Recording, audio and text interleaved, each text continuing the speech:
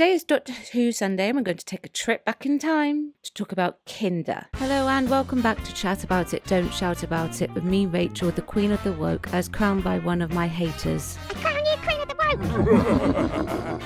Let's chat about it. Please let me know what you think about Kinder in the comments section below, and please do keep it friendly in the chat. Kinder was voted by you, the subscriber, to vote on the current poll.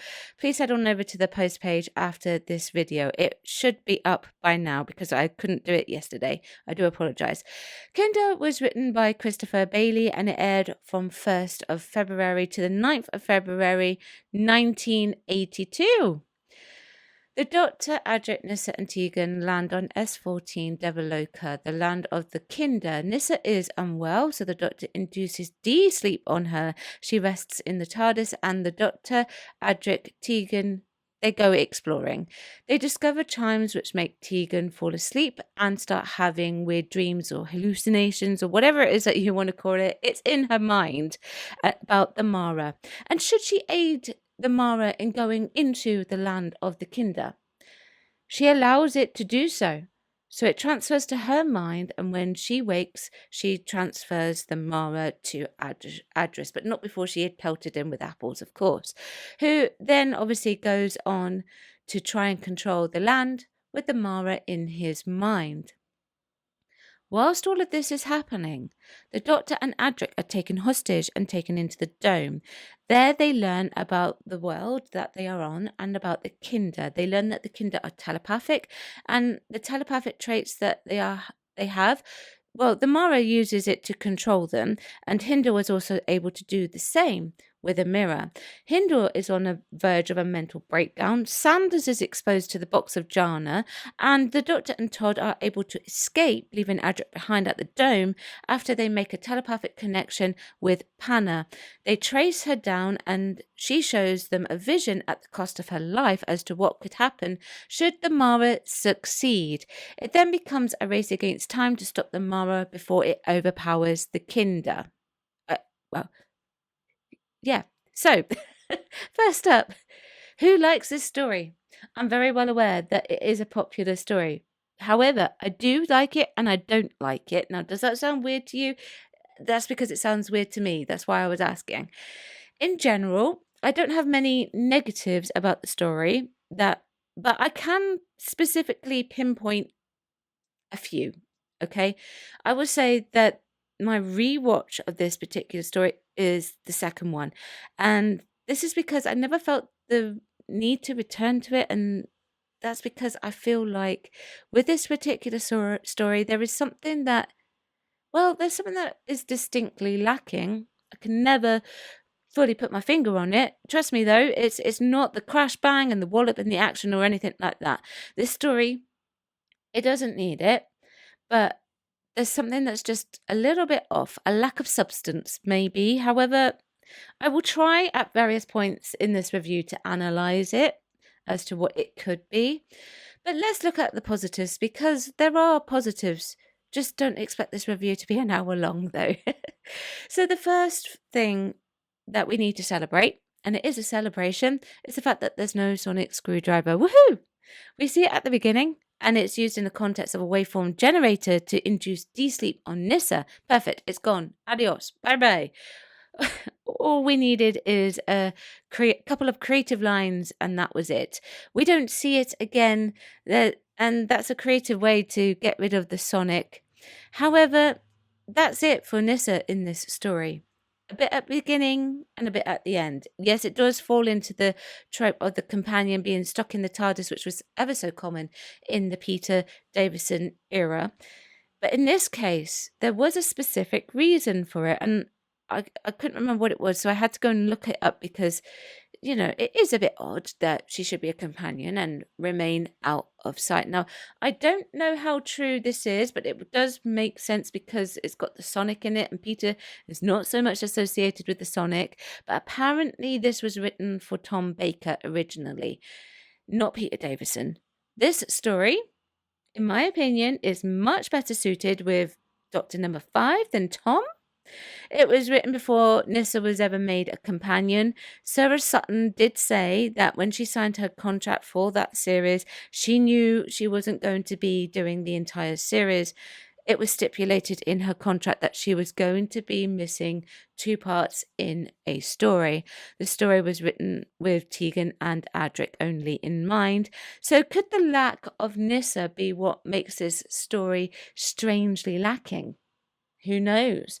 Now, I know what a lot of people think of Adric. Okay, hear me out. Matthew is pretty confident here. The reason why I think he looks confident is because the writer has tried to make Adric as, like he was early on in his brief. The swindler, the thief, the meddler, the fact that he's the artful dodger type of character. It was trying to live up to that breakdown.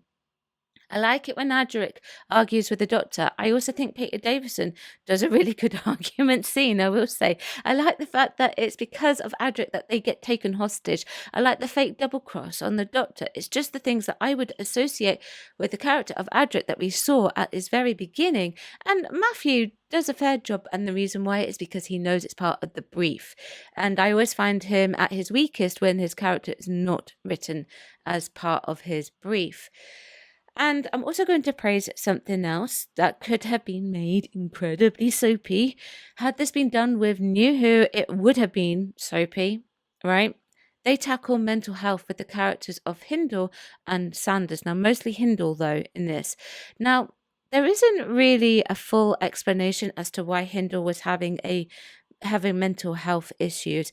So that's a slight gap that could have been filled, but there is an explanation for Sanders with the box of Jana, and that changes his whole personality with that particular character. I like the concept that it drives men mad. It's like a reset button from what the Doctor was saying, and the story focuses on showing us what the box does to the men. Now, the mental health issues of Hindle and Sanders was tackled in a way of sci-fi, no soapy elements to it, which was absolutely brilliant.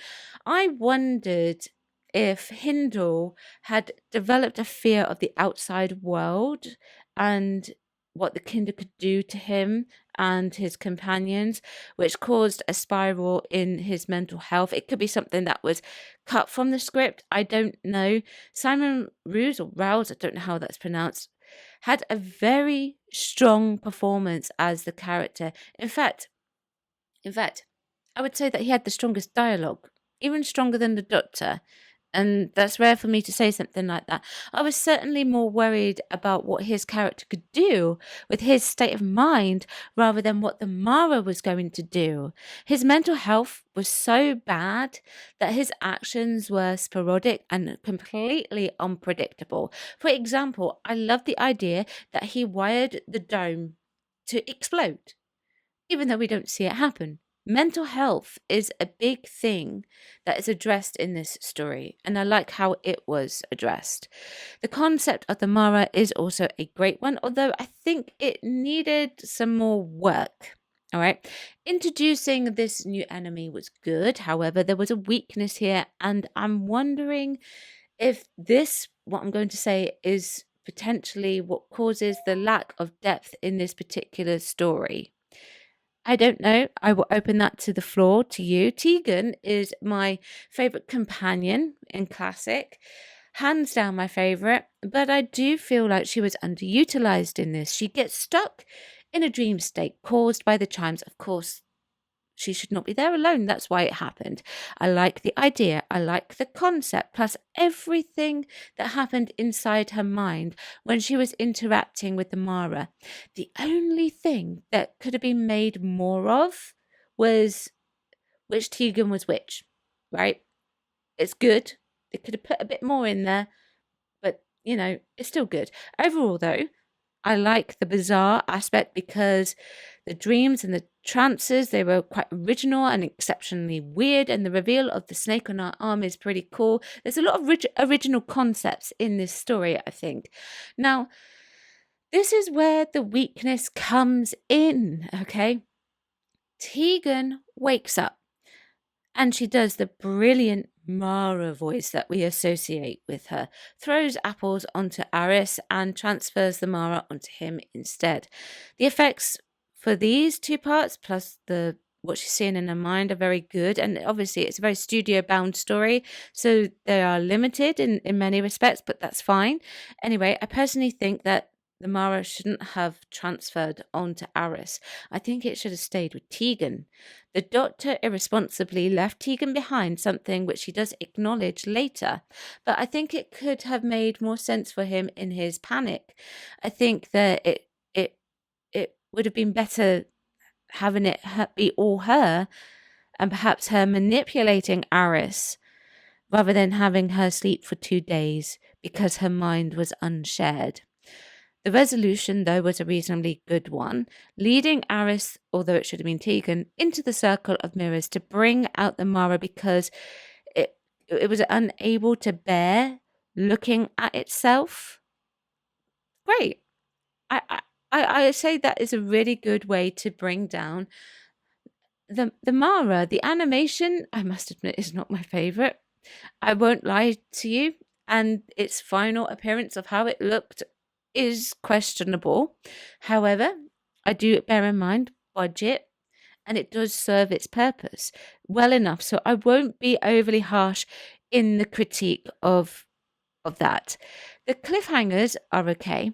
They are reasonable considering everything that happens in it. I would say that I think the first one is the best, where the captain leaves and Hindle takes the Dr. Adric and Todd hostage. I nearly said Nyssa. I often wondered actually if Nyssa could have been in the place of the role of Todd. What do you think? I know that sounds a bit sacrilege, okay, but it's just a question that I would be interested in hearing your answers to. The Doctor opening the box and Todd screaming doesn't make a massive impact to me, but that's obviously because I can watch the next part of the story should I wish to straight away. Panna dying because of that vision was also an interesting concept. Right. Another question for you. I have lots of questions in this particular review. Do you think that the cast is too big in this story? Do you think it should have been smaller? I personally think they could have got away with that. Now, I also find the music a little overbearing at times as well. However, that being said, it is a fairly decent mid-series story that carries the characters through reasonably well. Could it have got away with being two separate stories? I think so. I think we could have had one that transpired with Hindle going absolutely crazy and bonkers and seeing what man could actually do, and perhaps doing a separate Mara story altogether that surrounded Tegan even more so. Wait a minute. Yeah, that's a future review, I think, isn't it? Anyway, but that's what I think about it. I said it wasn't going to be an hour long, but now it is time to think, to see what you thought about it. So, Ian Buckley says, a brilliant story that is creepy and original. Hindle's descent into madness is expertly done. Forget the dodgy snake. It's 5-star storytelling, something the new series will never achieve. I will agree with that. The story is original. I sometimes wonder what New Who would do with a script like this today. What do you think they would do? Actually, I will confess a big confession. I don't own any of the Blu-rays, and I've not watched the updated version of The Snake for Kinder. I would say that the reason why I don't like doing that is because, I just don't. I like the old effects as they are, even though I heavily critiqued this one, I would say. But what are the new effects like? Please do let me know in the comments below. Now, Sadako says, it's always a story that I wanted to like. In hindsight, it almost resembles a 1980s prototype for this recent TV series, The Good Place. Davison is on fine form here in a story that plays well into his Doctor's ethos. Yes, I would agree with that. It is, however, on the clunky side and too often reliant on contrivance and coincidence. Much like the later McCoy stories, it feels like a far stronger story got lost in the edit. And sadly, The usual season 19 companion histrionics are off-putting as ever. Oh, and Adric is at his most loathsome here. I tried to give him a chance. I really did. Well, we can disagree on Adric in this particular story. Now, I haven't spoken much about Peter today, and I will say I do agree he is on form here. It's very much more suited to his Doctor. I cannot imagine Tom's Doctor ever doing this story. Clearly, Sadako feels like me there is something missing. I genuinely understand why people love this story. I like it. I don't love it. There's just something lacking in its depth. Could it be what I have already explored in my thoughts on this particular story? And Cersei, yes, I did redact that, says, I kinda liked it.